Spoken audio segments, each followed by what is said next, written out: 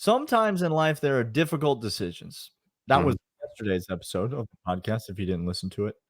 Oh, this just in. It's also today's episode of the podcast because we're going to give you two choices and you have to choose this or that today on the Locked On Bulldogs podcast.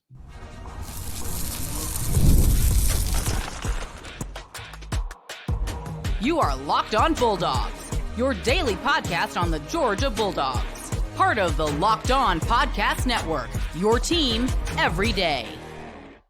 What is up, everybody? This is Locked On Bulldogs, part of Locked On Podcast Network, your team every day. Thanks for making us your first listen of the day. We really appreciate that. We also appreciate LinkedIn jobs. LinkedIn.com/LockedOnCollege. Post your job for free. More on them in a little bit. He is Daniel. I am Clint. This is Locked On Bulldogs. If you're part of the 199 that listens all the way to the third segment, thank you so much.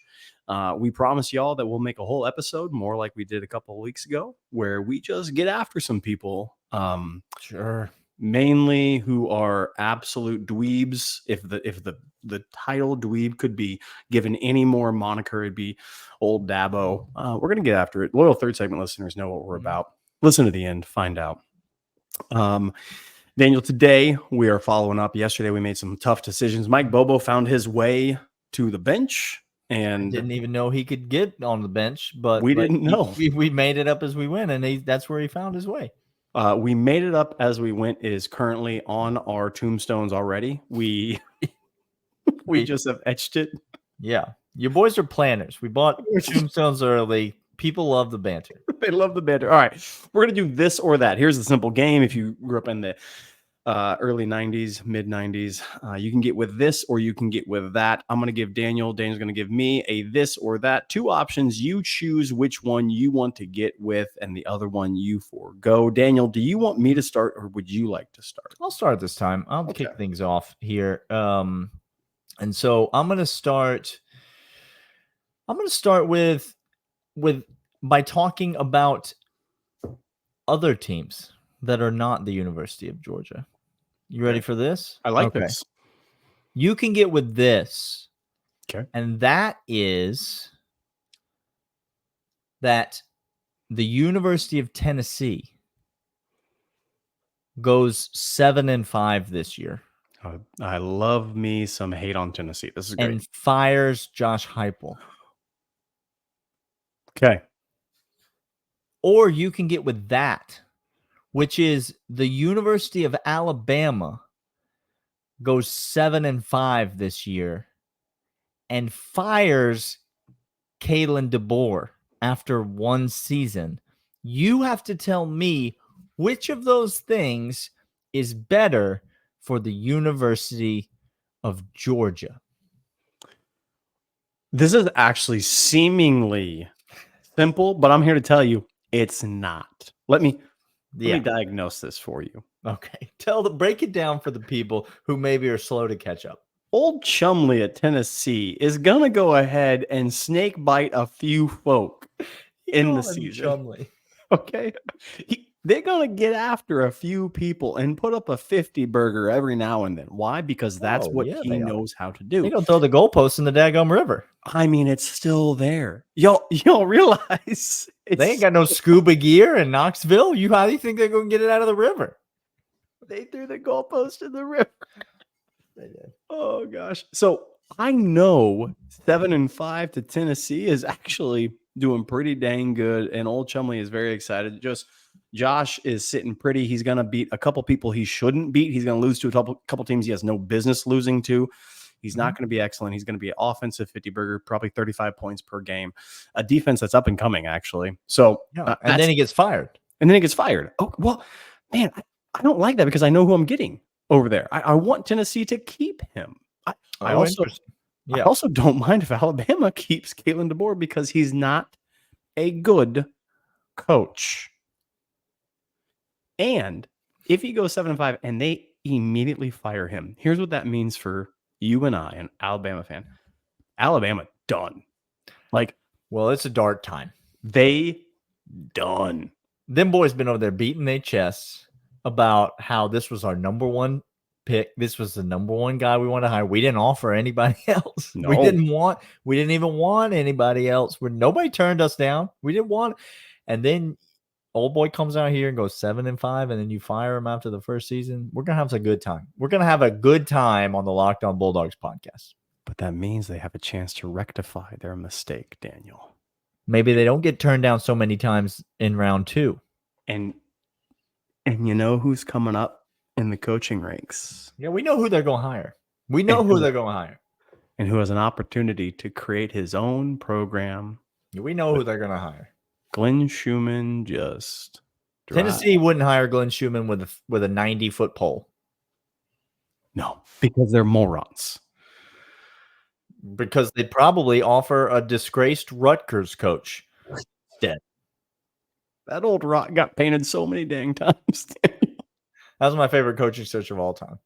Of all time. They announced him. No, they said, well, this is our guy. This is our guy. It was on all the news outlets. Yeah. Okay. I think the downfall of Alabama will be rectified by a new head coach, Glenn Schumann. I got to get rid of Josh Heupel in that situation. I want Tennessee to go 7-5, and I want him gone. Tennessee, I think Tennessee's a good spot for somebody. Like make no mistake, Tennessee fans are the worst. They're awful. But that's an attractive job because they get the right person in there that now Fulmer keep giving input. You keep doing exactly what you're doing. You know what's best. Yes, you're an idiot. You've won so many championships since the 1990s. Oh no, wait, it's none. It's been none. Yeah. Okay. I don't want Glenn to go to Alabama. My only caveat to all of this is if you're just looking at Georgia's prospects this year, if Alabama goes 7-5, Georgia is definitely winning one of those 5 games that Alabama loses, meaning that Georgia's second hardest game on the schedule is a dub. You chalk it up to a dub. Meanwhile, Georgia's probably going to beat Tennessee either way this year. And so if you're only looking at Georgia's prospects this year, it'd probably be better to guarantee a 7-5 Alabama, which is almost certainly guaranteeing a loss to Georgia, giving Georgia a real good shot to go 11-1 this year. That's exactly right. We're going to come back. We're going to do more this or that, but first, these. These are, in fact, LinkedIn. Right now, millions of you are looking for jobs and millions of you are looking to hire positions. Small business. Well, that's perfect. Those people should just get together, Clint. If millions of people are looking for jobs, and millions of people are looking to hire people, why don't we just create something where we could get those people together? Or has someone already done that? Somebody has already done so, Daniel. They're linked. Good for them. They are fantastic. They have tools to find the right professionals for your team faster and for free. It's not just a job board. It helps you hire professionals that you can't find anywhere else. Over 70% of LinkedIn users don't visit other leading job sites. They're all on the same app because why would they do it? Ones are lame. Let's just be real. If you're not looking on LinkedIn, you're doing the wrong thing. LinkedIn, 86% of small businesses get a qualified candidate within 24 hours. Hire professionals like professionals on LinkedIn. They know how small businesses are wearing so many hats. They might not have the time or resource to hire. LinkedIn is constantly finding ways to make the process easier. They just launched a feature that helps you write job descriptions, making the process even easier and quicker. 2.5 million small businesses use LinkedIn for hiring. Post your job for free. LinkedIn.com/LockedOnCollege. That's LinkedIn.com/LockedOnCollege. Post your job for free. Terms and conditions apply. All right, Daniel, you gave me this or that as it pertains to somebody outside the program of UGA with consequences to UGA in entirety. But I'm going to give you this or that as it pertains to viewing Georgia. Okay. So this is from a fan's perspective. This is from a fan's. Well, are we qualified to answer this question, Clint? Are we? We are qualified to answer this more so than literally any other question I pose to you. Yeah, there it is. Yep. Okay. You can get with this. Okay. You get to choose the booth that calls the game for every Georgia game. Wow. What power? It's a lot of power. That's a lot of power. Problem is, it's the first start or a Friday kick every single week. So it's a Friday night kick. Or a noon Saturday? Or a noon Saturday. Okay. But you get to pick I get to pick the booth. You get picked. Yes. And in this scenario, I assume I have to watch every game from home. I'm not allowed to attend. You're not allowed to attend. Yes, correct. Okay. Yes. All right. All right. Or you can get with that. Okay. Gus Johnson is on every single call of Georgia. No, he just turned it to 11. I didn't want to go Gary. I'm not going back to Gary. That would be, I would choose anything besides Gary. Just literally anything. So we're not going to do that. Gus Johnson is bad, but he's at least not Gary Danielson. Mm-hmm. Gus Johnson is the call. But you get to pick the time every single week. You pick the kick time. You pick the day. You pick in totality, but you must have. And you can't do the thing where you sync up the radio call with the TV. I have to. You have to listen to Gus Johnson. You can't put it on mute. I can't mute the TV. You cannot mute the TV. Good Lord. I would say, can I turn the volume down? But even with the volume down, that man finds a way. That man finds a way. Okay. Let's talk about this. Okay. There are a lot of people in the booth that I do not care for. Yeah, lots. But I'm not going to lie to you. I think a good booth is neutral and a bad booth is bad. Here we go. I don't think that there's hardly anybody in, there might be one or two names, maybe, that I think truly add a lot of value to a watching experience for me personally. Now, I know a lot of people are different and some people like certain things and some people don't like certain things. I personally, to me, this would be a more compelling question if you said I get to choose, like I get to produce the broadcast. Oh, interesting. Meaning like, don't take the camera off the field. Bro. For the love of God. I'm trying to watch the football game. Stop showing the crowd. You know what you can do? You can put picture in picture of anything you want into some corner. If you're interviewing somebody in the stands, don't go full screen on it. Give me the full 22 that I get to watch. Just all the at time. least show me. Like, don't cut to the game as they're snapping the football. I want to see where people are lined up. I want to see what it looks like out there. So a booth, I don't think does a lot for me, but interesting game time. I also, if I'm watching from home, yeah, you are. I don't know that does a lot for me either. We talked about ideal kick times and sometimes I don't hate a noon kick when I'm watching at home. Sometimes we don't. Because you get out there early, you get something in the smoker, you get a dub under your belt. A lot of times there's not a lot of competition in terms of screens. And so you're able to go multi-screens for the rest of the day on all of the great games in the afternoon window and the evening window.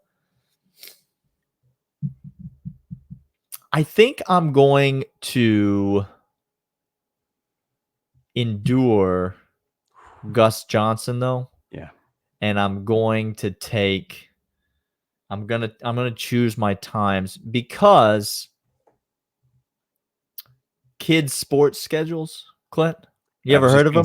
You ever heard of them? I'm just going to say, Daniel, that's the thing. This is a lifestyle choice of seasonality for you. You ever heard of a certain family member, and she shall remain nameless? No, we're not going to. Who maybe wants to go to a farmer's market? You ever heard of a farmer's market, Clint? It's a market where various farmers gather together and they sell their wares. By the way, we just gonna keep this right here, $1.99. Don't. There's no need. She doesn't listen to the podcast, and so there's no need for us to even talk to her about what's said on the podcast. You understand? No. It's going to allow me to say yes to more, and that's going to allow me to be a better human person. So my man made a business decision for life, and I'm not against it. Look, here's the deal. Gus Johnson is a deplorable commentator. However, he is not void of some knowledge. Like there are some announcers. That's correct. It's that not just Gary. It's not. Gary is clueless as to what's happening, which players do what, where they line up, what defensive schemes are going on. Gus Johnson is annoying beyond all belief, and I Yes. want to just throw things at him. But I'm not shaking my head correcting him. I'm not trying to send a Twitter message to CBS saying, by the way, Gary just said the wrong name for the 100th time. Yeah. By the way, so I think you made the right decision in this scenario. Gus is awful, annoying. I hate my life, but at least I can not go pull my hair out with him. We're going to come back. Daniel's going to give me one more this or that, but first, these. These are, in fact, FanDuel. FanDuel's fantastic. Daniel, I love them. Official sports book of Locked On Bulldogs, Locked On Podcasts everywhere. Summertime is between baseball, the NBA Finals, and more. You can bet on all of it at FanDuel. Right now, new customers get $200 in bonus bets within a winning $5 bet. That's $200 you can use to bet on everything from MVP of the finals to who's going to hit one out of the park. FanDuel.com/locked on. Add a big win to your summer bucket list. FanDuel, America's #1 sportsbook. Visit FanDuel.com to look at all the odds you want right now. Futures coming. Daniel and I are going to give a whole lot of those. FanDuel.com, official sportsbook of Locked On Bulldogs. All right, Daniel, hit me with the last one. We are part of the 199. We like being part of the 199. It's for the people, Daniel. We started this podcast for fans, by fans. That's what we are all about. And we have fans here with us. Hit me with the last this or that for today's episode. I'm going to go with a statistical this or that, okay? I like when we do these. And I'm going to allow you to increase Georgia's production from last year in various areas, and you're going to have to choose which of those areas are the most important to you in order to increase from last year. Okay. Do you understand? I do. All right. So we're going to start with this. You can get with this, which is Georgia's interception total. Increases from 14 in 2023 one a game to 28 in 2024. We're going to double that. And there's a twofer. Yeah.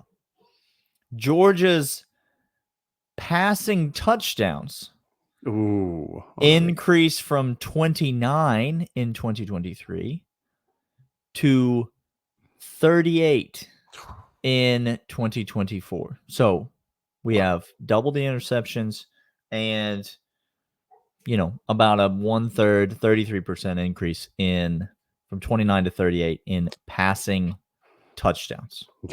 Okay. We feeling good about where we are so far? I'm happy to hear you're that, but man, this is fantastic. All right. So we're going to go to that, which is Georgia's rushing touchdowns in 2024 increase from 40 to 60. Georgia has 60 rushing touchdowns in 2024, which more guaranteed points.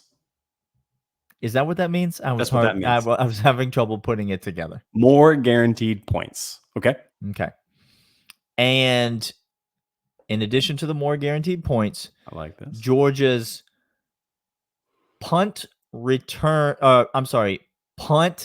yards per game, average punt yards per game, go from 43 to 60.